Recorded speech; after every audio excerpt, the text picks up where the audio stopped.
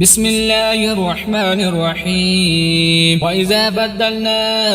آية مكان آيات والله أعلم بما ينزل قالوا إنما أنت مفتر بل أكثرهم لا يعلمون قل نزله روح القدس من ربك بالحق ليثبت الذين آمنوا وهدى وبشرى للمسلمين ولقد نعلم أنهم يقولون إنما يعلمه بشر لسان الذين يلحدون إليه عجمي وهذا لسان عربي مبين إن الذين لا يؤمنون بآيات الله لا يهديهم الله ولهم عذاب أليم إنما يفتر الكذب الذين لا يؤمنون بآيات الله وأولئك هم الكاذبون من كفر بالله من بعد إيمانه إلا من أكره وقلبه مطمئن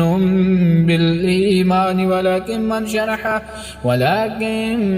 من شرح بالكفر صدرا فعليهم عذاب من الله ولهم عذاب عظيم ذلك بأنه مستحب الحياة الدنيا على الآخرة وأن الله لا يهدي القوم الكافرين أولئك الذين طبع الله على قلوبهم وسمعهم وأبصارهم وأولئك هم الغافلون لا جرم أنه في الآخرة هم الخاسرون ثم إن ربك للذين هاجروا من بعد ما فتنوا ثم جاهدوا وصبروا إن ربك من بعدها لغفور رحيم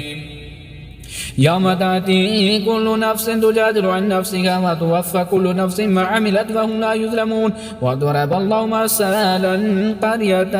كانت آمنة مطمئنة يأتيها رزقها رغدا من كل مكان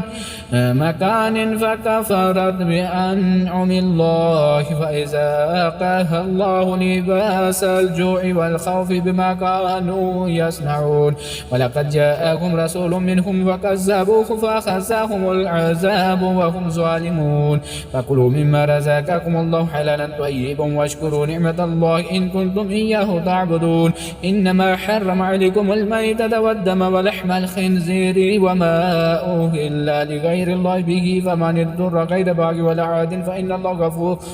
رحيم ولا تقولوا لما تصف ألسنتكم الكذب هذا حلال وهذا حرام لتفتروا على الله الكذب إن الذين يفترون على الله الكذب لا يفلحون متاع قليل ولهم عذاب أليم وعلى الذين هادوا حرمنا ما قصصنا عليك من قبل وما ظلمناهم ولكن كانوا أنفسهم يظلمون ثم إن ربك للذين عملوا السوء بجهلة ثم تابوا من بعد ذلك وأصلحوا إن ربك من بعدها لغفور رحيم إن إبراهيم كان أمة قانتا لله حنيفا ولم يكن من المشركين شاكرا